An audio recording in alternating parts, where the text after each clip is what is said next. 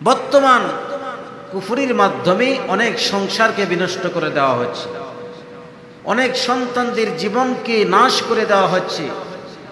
এমন এমন রোগ তৈরি করে ব্ল্যাক ম্যাজিকের মাধ্যমে, যে রোগগুলো সাধারণত তার দেহের ভিতরে ছিল না।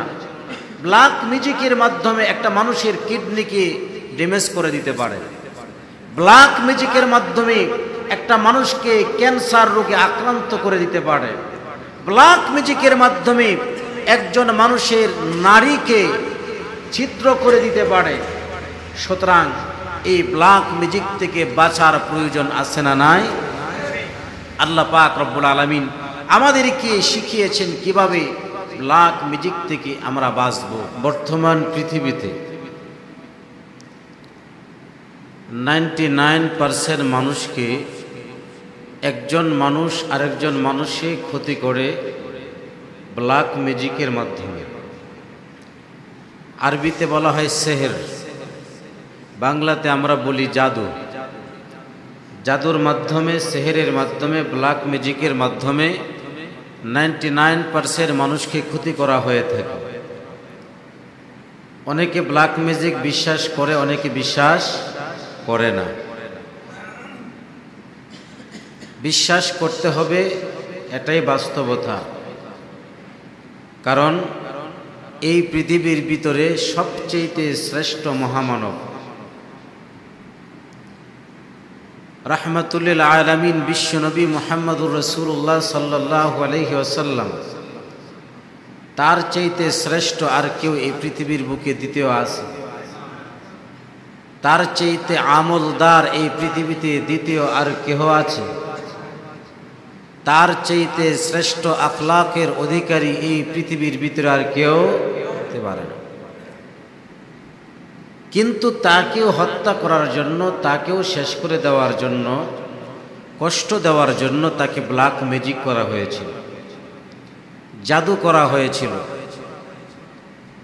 সুতরাং জাদুবিদ্যা এটা নতুন কোনো বিষয় না। সেহের, ব্ল্যাক ম্যাজিক এটা নতুন কোনো বিষয় না। এটা আপনার আমার নবীকেও ব্ল্যাক ম্যাজিকের মাধ্যমে শেষ করে দেওয়ার জন্য আপ্রাণ চেষ্টা তারা চালিয়েছে। মুশরিকেরা, মুনাফিকেরা নবীকে হত্যা করার জন্য অনেক চক্রান্ত ষড়যন্ত্র করেছে। এর অংশ বিশেষ হিসেবে এটাও ছিল, রাসূলকে ব্ল্যাক ম্যাজিক করা হয়েছিল, রাসূলকে জাদু করা হয়েছিল। দীর্ঘদিন পর্যন্ত নবীজি বিছানায় পড়েছিলেন। নবীজিকে জাদু করেছিল লাবিব ইবনুল আসাম, বনু জুরাইক গোত্রের একজন মুনাফিক। বিশ্বনবী সাল্লাল্লাহু আলাইহি সাল্লামের খাদেমের মাধ্যমে রাসূল করিম সাল্লাল্লাহু আলাইহি সাল্লামের ব্যবহৃত চিরুনি, দাড়ি আশ্রাইতেন, চুল, এগুলো সংগ্রহ করে এর মাধ্যমে ব্ল্যাক ম্যাজিক করেছিল। বর্তমান বিশেষ করে মা বোন যারা আছেন, আওয়াজ তো বাহিরেও মাইকের মাধ্যমে যাচ্ছে নাকি? মা বোন যারা শুনছেন অবশ্যই খুবই খেয়াল করে শুনবেন। বর্তমান সমাজের অধিকাংশ মা বোনেরা ব্ল্যাক ম্যাজিকে আক্রান্ত হয়ে সংসার বিনষ্ট হয়ে যায়, সংসার ধ্বংস হয়ে যায়। স্বামী স্ত্রীর ভিতরে ব্ল্যাক ম্যাজিকের মাধ্যমে দ্বন্দ্ব লাগাই দেয়। সন্তান সন্ততি, মা বাবা পরস্পর ব্ল্যাক ম্যাজিকের মাধ্যমে, সেহেরের মাধ্যমে, জাদুর মাধ্যমে দ্বন্দ্ব লাগিয়ে দেয়। এক পর্যায়ে সংসার বিচ্ছিন্ন হয়ে যায়। মা বোনের অনেক সময় তাদের মাথা আশ্রানোর পরে তাদের চুল চিরুনিগুলো এভাবেই অলসতাবশত এদিক সেদিক রেখে দেয়। আপনি আপনার চিরুনি বা আপনার ব্যবহৃত চুলগুলো চিরুনিতে অনেক সময় আটকে থাকে, আর এগুলোকে এভাবেই রেখে দেয়। যিনি আপনার শত্রু আপনার পাশে আছে, আপনার এই ব্যবহৃত চুল, এই চিরুনির মাধ্যমে আপনাকে জাদু করে আপনার জীবন ধ্বংস করে দিতে পারে। আপনার ব্যবহৃত জামা কাপড় অনেক সময় দেখা যায় যে বাড়িগুলোতে সাধারণত ভাড়াটিয়ারা থাকে, তাদের জন্য ছাদ তো খোলা থাকে, ছাদ সবার জন্য উন্মুক্ত। আপনি জামা কাপড় লাড়লেন, রৌদ্রে শুকাইতে দিলেন, কিন্তু পরবর্তীতে অলসামি করে আনলেন না, রাতের বেলা রয়ে গেল। এই জামা কাপড়গুলোর মাধ্যমেও ব্ল্যাক ম্যাজিক করা হয়, ব্যবহৃত কাপড়ের মাধ্যমে ব্ল্যাক ম্যাজিক করা হয়। নবীজিকে তার চুলের মাধ্যমে ব্ল্যাক ম্যাজিক করা হয়েছিল। আল্লাহর নবী বিশ্বনবী সাল্লাল্লাহু আলাইহি ওয়াসাল্লাম কিভাবে ব্ল্যাক ম্যাজিক করা হয়েছিল, আম্মা জান হযরত আয়েশা সিদ্দিকা রাদিয়াল্লাহু তাআলা আনহা বলেন, যাতা ইয়াউমিন আও যাতা লাইলান, কোন একদিনে বা কোন এক রজনীতে নবীজি আমার গৃহে আসলেন।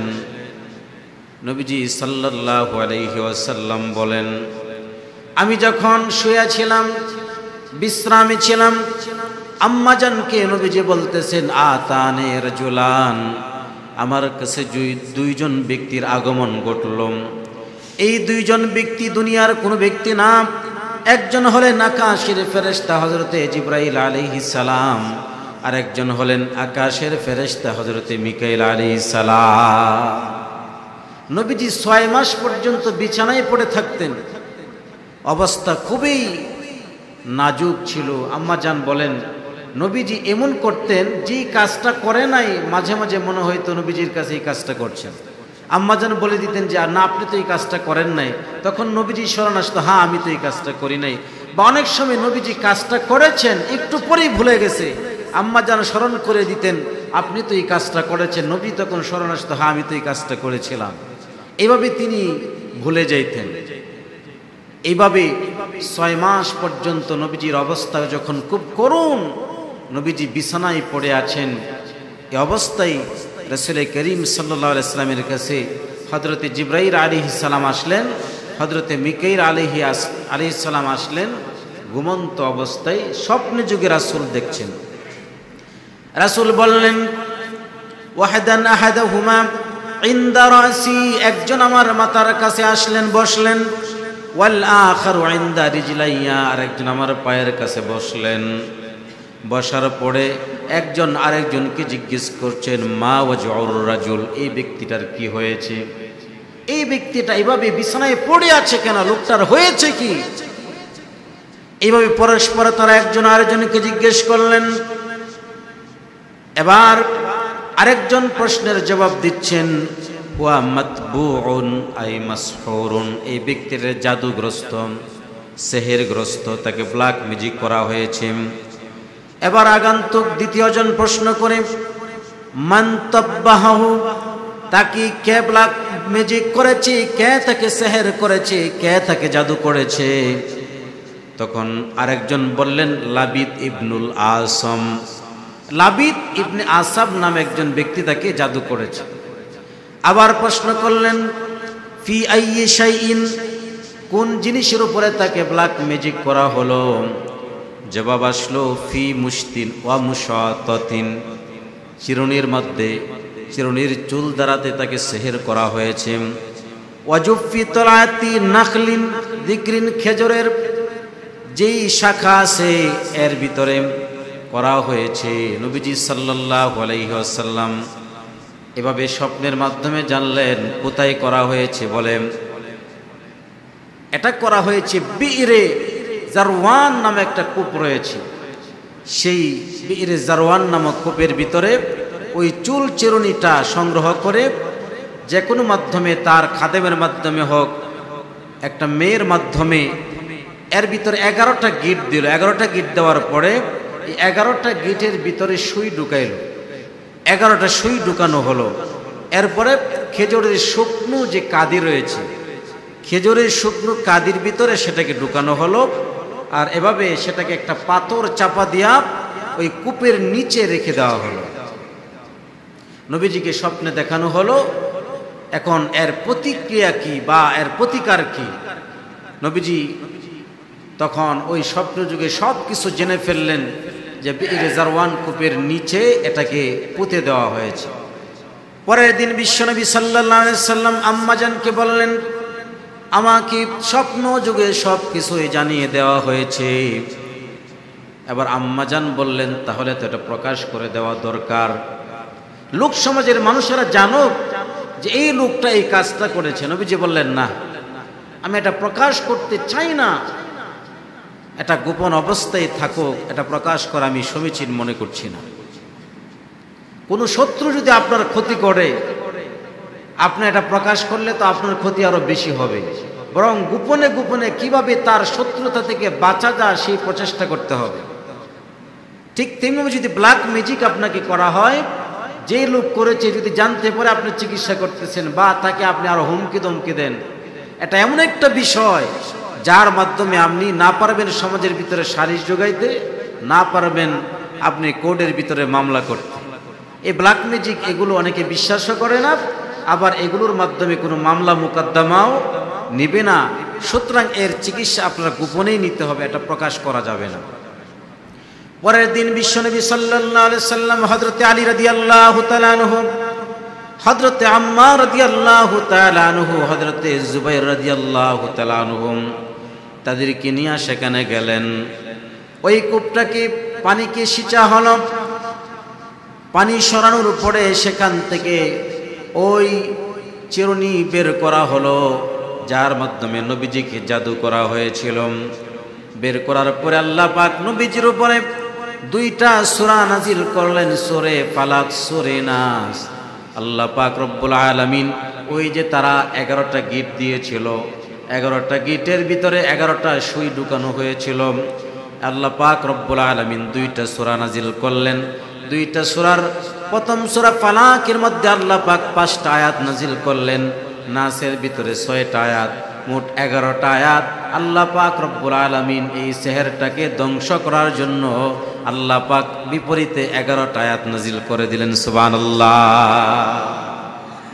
নবীজি তেলাওয়াত করলেন, কুল আউযু বিরাব্বিল ফালাক মিন শাররি মা খালাক ওয়া মিন শাররি গাসিকিন ইযা ওয়াকাব ওয়া মিন শাররিন নাফাথাতি ফিল উকাদ ওয়া মিন শাররি হাসিদিন ইযা হাসাদ।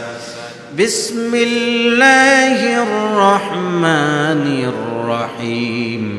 কুল আউযু বিরাব্বিন নাস মালিকিন নাস ইলাহিন নাস মিন শাররিল ওয়াসওয়াসিল খান্নাস আল্লাযী ইউওয়াসওয়িসু ফি সুদুরিন নাস মিনাল জিন্নাতি ওয়ান নাস।